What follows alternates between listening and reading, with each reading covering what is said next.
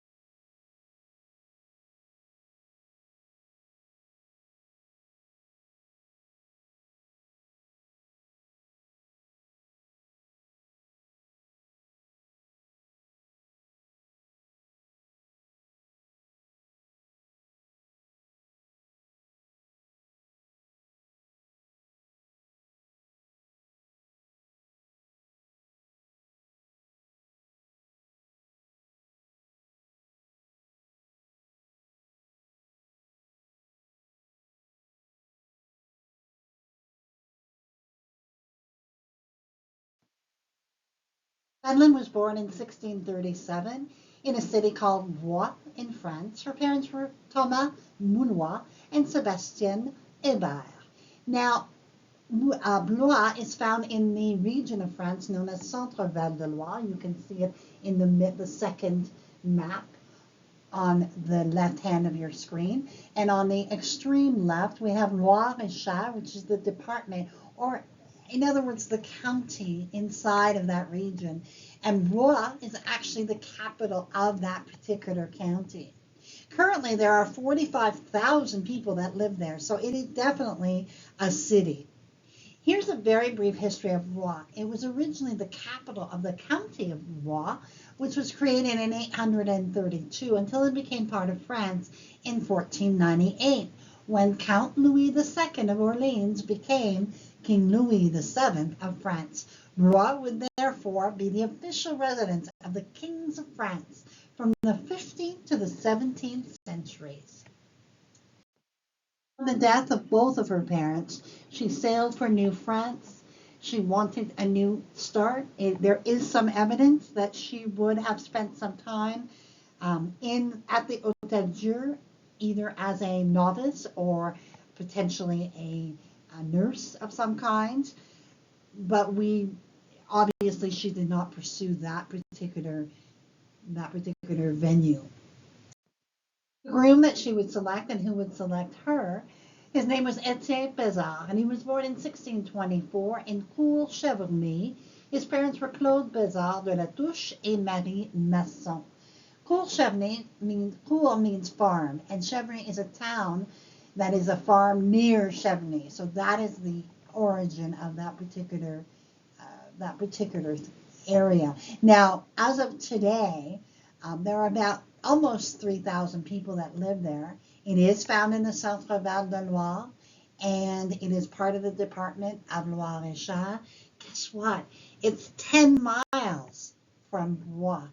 So I actually wanted to see, like, how far apart are they? Did they know each other? I don't know. But I do know that it was a coincidence or not that they met up in New France. Jay was a soldier. He arrived in New France and was a lieutenant by 1661 at the garrison of Trois-Rivières, and he became captain in 16. He's also credited with being part of Pierre Boucher's entourage that helped him write his memoirs. And he actually became the captain of the Montreal garrison in June of 64. And on that day, he was appointed as the interim governor of Montreal. But this nomination was never ratified, politicals being what it is. So on the 8th of August, 1664, he granted him a seigneurie. Let's have a look at what happens to Etienne. So on June 20th, 1664, Madeleine married Etienne Pizarro at a fabulous marriage, and there were so many very influential people at this particular wedding, and obviously it was in Montreal. And the concession in August that happened about Champlain, we have at the beginning, they didn't know this, so they went to Trois-Rivières. They went back to Trois-Rivières and established their residency there. They would settle at Trois-Rivières because, of course, Etienne had been there, and this was the natural area. Remember that Trois-Rivières is only the second settlement of New France. It was named Trois-Rivières because of the St. Maurice River that has 3 channels that form at the mouth of the St. Lawrence River. Trois-Rivières is French for 3 rivers. It was known as 3 rivers for a long time in North America. In fact, when I was growing up in English Quebec, we always called it 3 rivers. But as the French regained control of their province, the French version overtook the 3 rivers name. So even Anglophones are now using Trois-Rivières out of respect. Obviously, French Canadians always called it Trois-Rivières. And Trois-Rivières has a very strategic location on the St. Lawrence River, and it helped the new nation grow and prosper. It also proved to be an important battle in the American Revolution, the Battle of 3 Rivers. Some of you who have ancestors in this area might be surprised that you would qualify for admission to the Daughters or Sons of the American Revolution. Some of your French Canadian ancestors fought on the side of the Americans. Now, in the 1666 census, we have Etienne. Remember, they've been married a couple of years by now. We have Magdalene or Madeleine, his wife. And then we have their small son, who's 8 days old at the census, Jacques. And then we have Marie Mullois, the fille du roi that we profiled, and Pierre Charbonneau, Jacques Chevalier, Martin Chevalier, Jacques Tussaud, Pierre Dubois, Jacques Dubois, and François Pilet. Some of you may actually have these people as your ancestors, so that's kind of interesting. That was quite the household. And in case you're wondering, Marie Mullois is her niece because Madeleine's brother, Thomas, was Marie's father. So I got confused because Madeleine's father was also Thomas. So we have Thomas, who had Madeleine and Thomas, and then Thomas had Marie. Now, of course, Thomas was much older than Madeleine, and so that's the discrepancy in terms of how people are aunts, and they're not that much younger. She's 19, and Madeleine is 28. So there you have it. Now they would settle down in Champlain, the seigneurie that he was granted in 1664. Now he was by no means an absentee landlord or an absentee seigneur. And by the way, this is an AI generated image of Etienne Fezal that I just wanted to have a picture of what I imagined he might look like. It is not, it is absolutely not him. Now, he recruited about 22 settlers just in 1665 alone, and he was rewarded for all his efforts in so many ways, not the least of which was the intendant Jean Talon himself, who granted him a mare, a horse, from the royal stables. The Notre Dame de la Visitation, which I visited last year, and the first church was built in 1666. Then we have another one. These churches are either burned down or it's time to redo them. 100 years later, we have the third one. And then by 1879, a mere 80 years later, the fourth and final church is established. He would have 5 children. Jacques Daniel would die without any descendants. He was killed in the siege of Quebec in 1690. Marie Madeleine would marry Joseph Jourdi and have 10 children, 4 of whom would make it to adulthood, 3 who would leave descendants. Marie, we have no other information on. Thérèse sadly committed suicide at the age of 30 by throwing herself into the St. Lawrence River. Etienne would marry Marie-Joseph Chorène and would have 2 children, both of whom made it to adulthood.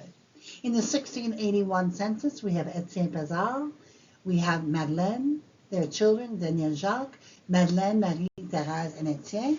They have 4 guns, 2 pistols, 18 bêtes à cornes, or 18 goats or bulls, and 100 arpents. I will say to you that it is about 85 acres of land that he owns. Just tremendous. Now, in their later years, Etienne would pass away sometime between 1695 and 1696. We do not have a burial record for him. We know that he was somewhere around the age of 70 years old, and then he and Madeleine would have been married a little over 30 years. This depiction of the church comes from the Église de Champlain, and I've put the link in there for you to explore that a little bit more. Madeleine would die herself in 1704. She was 67 years of age. She would leave us with a very small descendancy of only 24 descendants as of 1729. But guess what? Somebody's still out there with that link. So please let me know in the comments below if this is one of yours. Love to have that connection. What a story. It was exciting for me to get to know the woman behind the throne or behind the Seigneur, Etienne Fezard. And being that so much of my family is from the Champlain region, it was very exciting to see the origins of it. And even though she left us with a very small descendancy of 24, I mean, obviously a viewer has requested her, and obviously that line has continued. And nothing can take away the importance, despite the small descendancy, the importance to that area of this couple. So we want to honor and thank her for her incredible bravery to come here, to establish herself, to be the seigneuress. It's just an amazing legacy. So we are grateful that she came to our shores. She contributed, and she gave of her life, and she gave of her time, and we are forever better because she came here. So thank you to Madeleine for making that journey. We honor your memory. And I also want to honor my patrons, supporters, and subscribers. Thank you so very, very much for all of your well wishes and your amazing support thus far. Really, really appreciate it. You might want to consider support those of you who haven't. I do have a Patreon link and a coffee link as well, if that's something you'd like to do. Or on my website, Have Roots Will Travel, I do have a PayPal button that you can use to donate. So if that is your inclination. But until then, I will see you on episode 84 of Les Filles Mariées. Until then, au revoir.